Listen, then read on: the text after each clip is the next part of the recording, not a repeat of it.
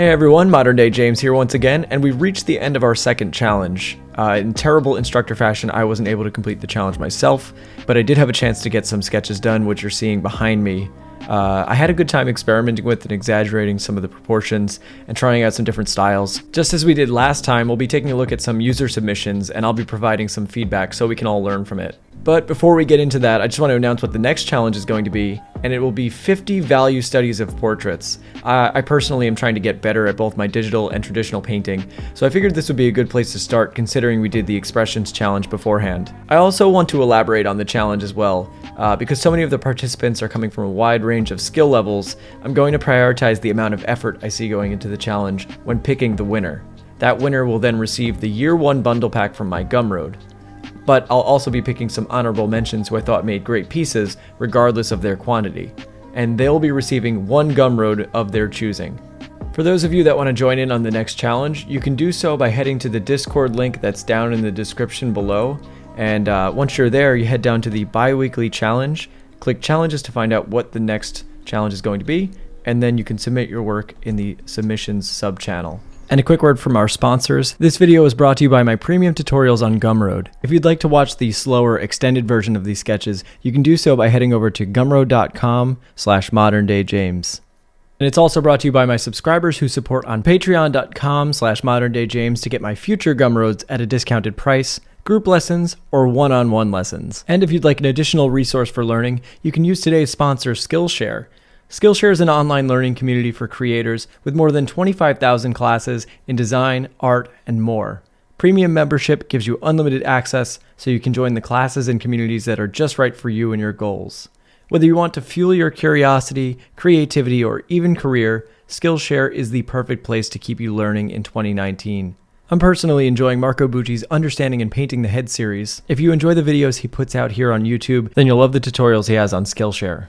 Skillshare is also super affordable. An annual subscription is less than $10 a month. The first 500 of my subscribers that sign up using the link down below in the description will get a 2-month free trial when they sign up. So join the more than 7 million creators already learning with Skillshare.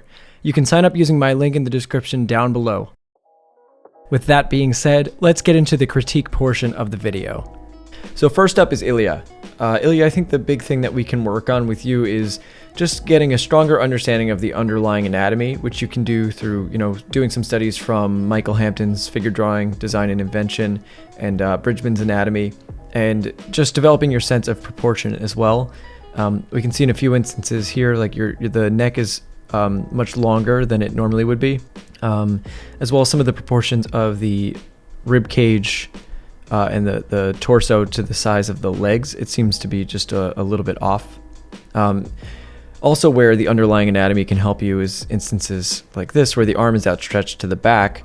This would probably be creating a fold from the underlying scapula there. And another instance here, the pectoral muscle would actually be going up and over that arm. Then the arm muscles would be inserting underneath that pectoral muscle, creating the inner part of the armpit. Another area we can improve by studying some anatomy is here in the pectoral region. You can see that the pecs are just a little bit too large, and there's no space in between them. The pectoral muscles have a little bit of a different shape to them, and they're spaced out by the sternum, which is positioned between them. So there's this bony area between those two muscles. And there's a few other spots where I think just studying a little bit more anatomy might help. For example, here in the neck, you just have one line indicated, but really there's the sternocleidomastoid muscle, the intrinsic muscles plus the trachea.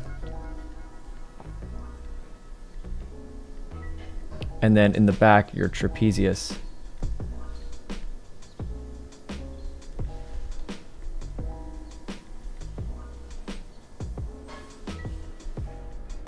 So just taking a little bit of time to study those underlying forms will help a bit.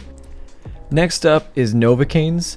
Novocaines, I think you did a good job of capturing the gesture of the pose. However, I think you need to use some more finalized line work for the drawing to come together. So just a little bit of a thicker line weight. As far as, I think you're also having some proportional issues here. It seems that the abdomen is far too long in this case, and it should be a little bit of a smoother curve. Then on this side that's being scrunched, maybe a couple of more folds of the skin as the rib cage tucks into the pelvis there. Next up is Iasagnas. I think that's how you pronounce that. I could be getting that wrong.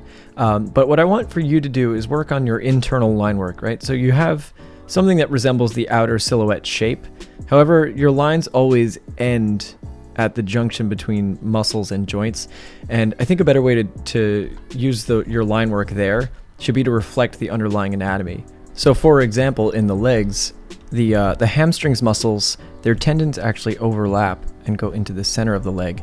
And your calf muscle or the gastrocnemius would come from in between them. And if we do a cross section, here I'll show you from the back of the leg.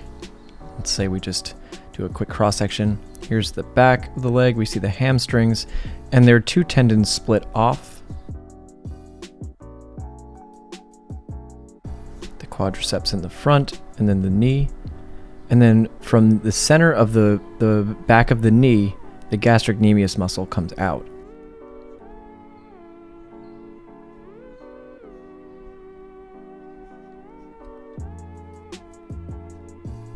Now, without any internal line work, it's kind of hard to see that this is a rounded volume. When we're doing sketches like this, where I'm using cross sections, I can actually cut through. But in a more stylized piece or like a finished piece, you can use values, you can use contour lines, anything that's going to show and demonstrate that there's this rounded form in here. The same idea applies here at the neck, right? If the neck was being pulled forward like that, you would see the sternocleidomastoid muscle here, the mylohyoid underneath the chin, and then the trapezius up here in the back. So there'd be this overlapping of lines. And the overlapping of those lines shows us the underlying form. Other areas where that would be the case, you'd have some sort of shadow shape here for the clavicle.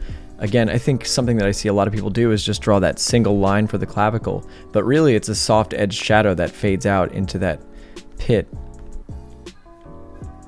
right there. So I tend to hatch that out and make it more of a soft edge. The other thing, and you kind of alluding to it here, the tendon of the pectoralis muscle, that same idea should apply. When I draw the bicep going into the forearm, I'll typically have this line for the bicep go and overlap and become internal to the silhouette. So it goes from being a silhouette line to a contour line as it goes internal to the form. Next up is Darth Gamer. Darth Gamer, I think my big concern with yours is too heavy of a reliance on the underlying box forms. I think those can be used as a helpful tool to figure out how the body can twist and turn in perspective. However, relying on it too closely will tend to stiffen up the underlying organic forms. So for example, the rib cage is a lot more convex than you've indicated here. And when you rely on those boxy forms just a little too much, you have a tendency to flatten out those curves. Remember, anatomically, there's those sternocleidomastoid muscles which insert on the skull behind the ear, and they go directly down into the pit of the neck as well as onto the clavicle. So having those lines overlap is very helpful as well.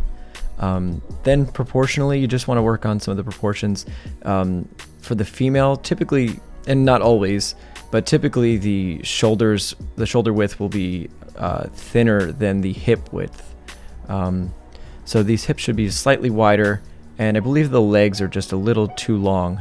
Our next challenger is Spoonily. I chose yours because I actually thought you did a really good job, but there was something that I wanted to point out. So you've indicated a lot of these very hard edge shadows. You see this very clearly defined shape on all of these shadow shapes, and I don't particularly mind it. However, I think we can try to introduce some soft edges.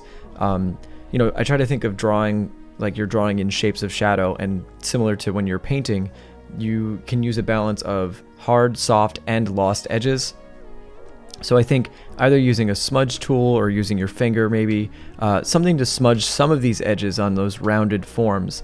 The other thing is emphasizing that core shadow. So you have done it in a couple of places, but somewhere that's a really rounded surface like the upper leg is a good place to emphasize that core shadow. So that core shadow is the darkest point of the shadow, which happens internal to the silhouette, not right up against the silhouette edge. And the reason being is that either you'll have a secondary light source or rim light that hits, or maybe even some reflected light. Here's your core shadow, your highlight. And so I always try to capture those three elements when I'm doing a rounded surface, getting that core shadow, the rim light, and your highlight. And so doing something that would emphasize the shadow here would help, and just softening up some of those edges. Next up is Liquid Fire, and if you're referring to the Gojira track, then go you. The reason why I chose yours is because you have this very foreshortened pose here, and I kind of wanted to point out some issues with that. So if you imagine that we break everything down into cylinders, as you've seen me do on the channel a bunch, and we turn that cylinder or the cylinder away from us so that the side circular faces are really not oriented towards us at all, you'll see that the degree gets really flat. But in addition to that, we see a majority of the length of the cylinder. However, when it becomes foreshortened, we're turning that cylinder so that these circular faces are oriented towards us. However, we're not seeing a majority of the length. And hopefully this is pointing out the problem here, because we have a very foreshortened foot, which we're seeing by the dilation in size, right? It's become almost as large, if not larger, than the torso. However, we're still seeing a large majority of the length of the leg. So that means one of two things. Either it's not foreshortened and this person just has a very big foot, or it is foreshortened and they just have an extra long leg. So just remember, when you're going to foreshorten something, that those forms need to overlap. So my suggestion to you is maybe choose some simpler poses. I think this one came out better, and really just try to study those underlying anatomical forms. Next up is Neil deGrasse Tyson. You didn't realize that the channel has reached such a level of popularity that even the great Neil deGrasse Tyson has joined our ranks. It's quite amazing. There really wasn't much that I had to complain about with this one. I just wanted to include it because of the name. So go you. The only thing I might say is maybe some more clearly defined shadow shapes might be interesting. It seems like you have a lot of soft edges, and me personally, I kind of like when artists have very clearly defined shadow shapes. You kind of have the opposite problem of spoonily from up above. And last but not least is Andis, or Andes, I don't know exactly how to say. I actually really liked what you did. The only thing that I'm going to critique is I just want you to use some simpler shapes for your silhouette, right? If you see the edges that you have, it's a little too complex in certain areas, but I think you're really onto the right track. I think boiling down some shapes like here on the thigh, that could all just be one smooth stroke rather than having this many edges. So the first of our honorable mentions is Mahilo, longtime viewer of the channel. I think these sketches came out awesome, man. Keep going, it's awesome. Aklis, I really love the movement of these figures. It looks really nice. I really like the way you're rendering these very simplified shapes. It looks awesome. Andis, even though I critiqued you, you still got an honorable mention because I kind of love your style. Really love what you're doing. Gearcon, you did these really cool paintings. I love the color in it. Really awesome job. Taking it to the next level. It's awesome. And last but not least, we have Mario Sota. I really liked the way that you broke everything down into shapes. Your style is really interesting. You hit all those landmarks. Really, really awesome job. So all of you guys are going to be winning a Gumroad video of your choosing. You can just message me on Discord and let me know which video you'd like to have downloaded. And now there's nothing left to do but to announce the winner. Drumroll, please. The winner is Pukeo. Pukeo, you did a really good job. You participated in the last one, which is awesome. And you had all these really expressive and awesome figures. I love it. So you'll be winning the Year 1 bundle pack. So thank you so much and congratulations. And a huge thank you to everybody that contributed to the challenge. I think doing these exercises are really helpful and just helps get that mileage. So let's keep going with them.